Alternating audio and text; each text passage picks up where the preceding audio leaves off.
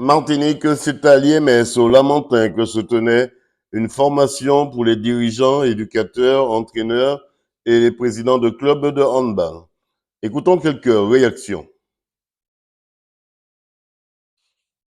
Michael Bory, président de la commission technique de la LHBM. Alors, Michael, qu'est-ce que cette formation aujourd'hui apporte aux entraîneurs, mais aussi aux éducateurs et aussi aux jeunes martiniquais, martiniquaises?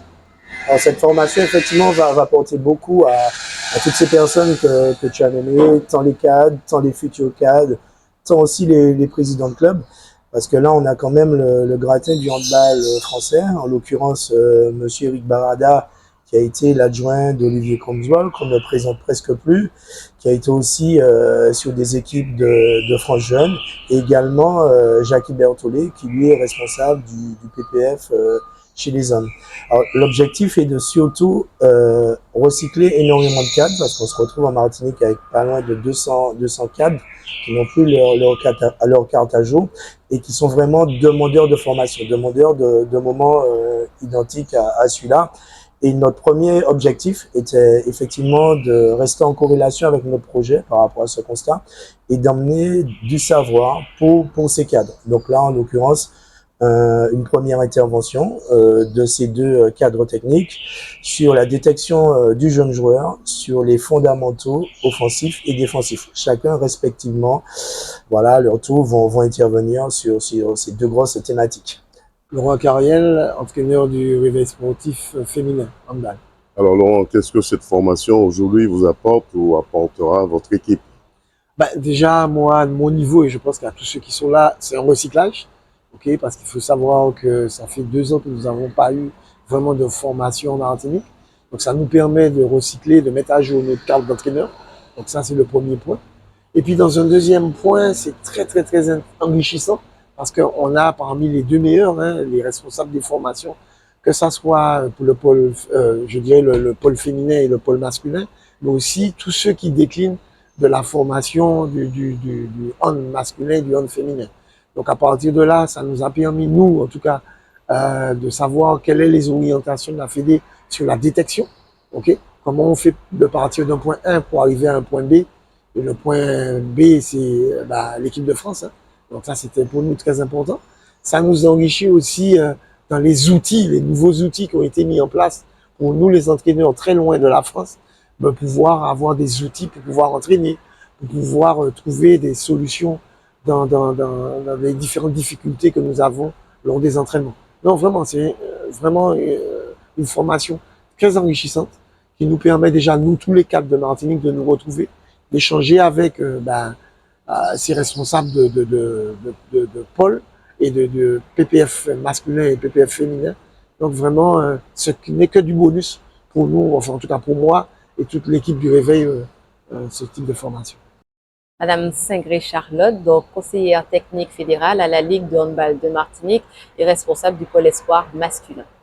Alors, c'est vrai, aujourd'hui, on peut dire c'est une formation de qualité pour la Ligue. C'est une première en Martinique, parce que ça fait quelques années, ça n'avait pas été instauré encore. Qu'est-ce que vous retirez de cette formation? Alors effectivement, c'est une formation à destination de tous, il faut bien le souligner, de tous les entraîneurs locaux, quel que soit leur niveau de diplôme. C'est une formation aussi qui leur permettra d'alimenter les recyclages. Donc certains ont déjà passé des formations antérieures et cette intervention, ces deux interventions permettent en tout cas de tenir compte de leur présence et d'alimenter justement leur formation à moyen et court terme. Est-ce que ça sera renouvelé très prochainement?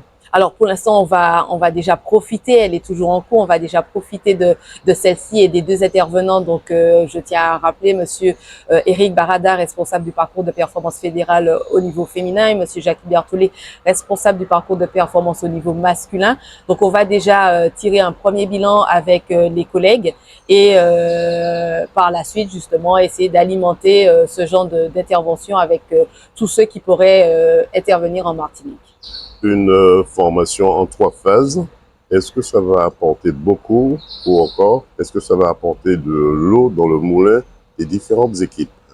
Alors, on espère, hein, c'est le but, bien évidemment, déjà par l'écoute. Ça nous permet de nous recentrer sur la formation du joueur. Ça nous permet aussi d'harmoniser les regards. On parle de détection, mais qu'est-ce qu'on détecte? Qu'est-ce qu'on évalue? À quel moment? Donc, c'est aussi ce qui est primordial, d'avoir des contenus qui sont partagés, qui sont communs et partagés. Donc, oui, c'est important qu'on les ait aujourd'hui.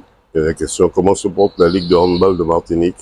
Ah ben, écoutez, c'est une ligue qui continue à se mettre en place. On a une nouvelle équipe dirigeante aujourd'hui. Donc, chacun prend sa place également avec comment dirais-je, le travail autour. Hein. Donc, on sait que c'est conséquent en termes de formation de joueurs, en termes de formation de cadres. Maintenant, à nous d'aller tous ensemble dans la même direction pour pouvoir porter le handball martiniquais vers, comment dirais-je, porter tout simplement le handball martiniquais ensemble. 100% Sport vous souhaite de ne jamais baisser les bras si ce n'est pour retrousser vos manches. Une formation en 3 phases, apprendre à gagner, la mobilité, mais encore la détection, c'est important. Oui, c'est très important parce que on a trouvé que depuis quelques années, le handillais n'apporte plus ce qu'il apportait aux équipes de France, que ça soit jeunes ou seniors. Donc c'est important pour nous de pouvoir faire en sorte qu'on reprenne en fait, que ça soit dans la transformation du jeune joueur, que ça soit dans les qualités mentales du jeune joueur, mais aussi comment détecter ces jeunes joueurs et puis surtout donner des outils à tous les entraîneurs pour qu'on soit de plus en plus performant, même pour le hand martiniquais simplement. Hein. Oui, oui, bien sûr. Alors, surtout que moi, j'ai quand même la chance de souvent travailler avec eux. Ça fait des années que j'ai eu beaucoup à travailler, que ça soit avec Eric ou Jackie. Ce sont des gens où on échange énormément. Mais c'est vrai que déjà, nous, en tant que cadre, ça nous permet de nous remotiver, de revoir certaines choses, d'échanger avec d'autres. Et puis, bien sûr, la performance du réveil passe par ça. Hein. Ça passe parce que j'ai une jeune équipe. Ça passe par de nouvelles idées, une nouvelle façon de voir le handball, une nouvelle façon d'aller plus loin. Mais comme vous l'avez dit, et c'est très important, progressivement. Quelles sont les phases les plus importantes pour nos jeunes? Alors, les 3 phases en elles-mêmes sont hyper importantes. La première, sur la détection du jeune joueur. Alors, même si là, on est vers le très haut niveau avec la finalité pour les équipes de France gagnées, le concept est quasiment le même. On se rend compte bien que c'est découpé en 2. Sur la première, agir sur les 4 bio, pour être précis, allez, on va dire mécanique, perceptivo, décisionnel et consorts, pour pas être trop technique là-dessus.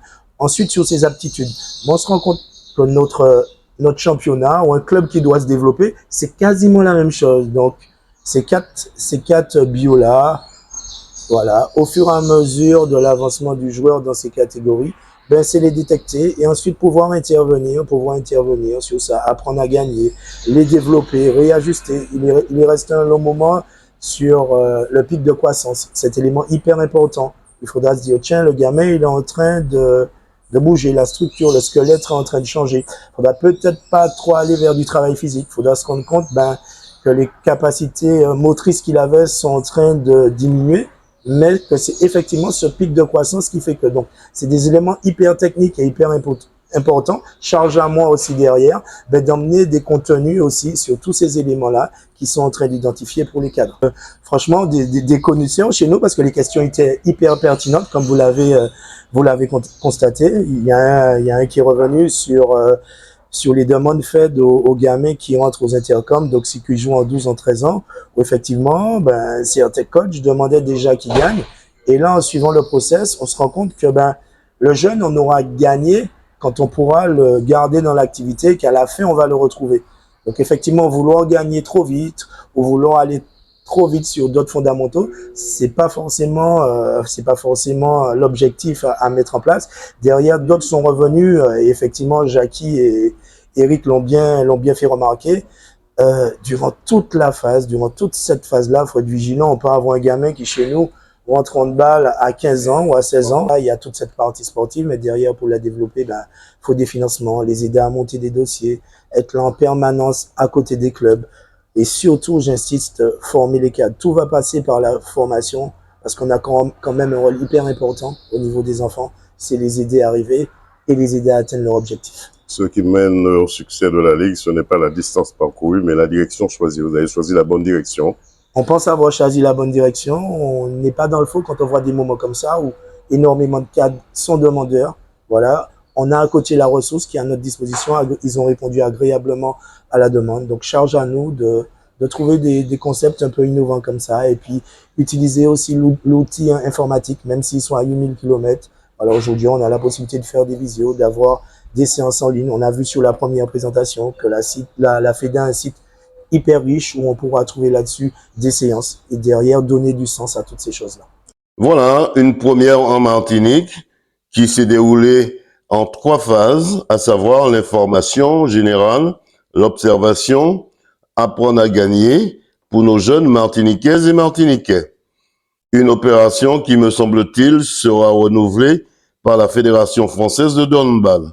Reportage Daniel Diaz, 100% Sport, KMT Télévision.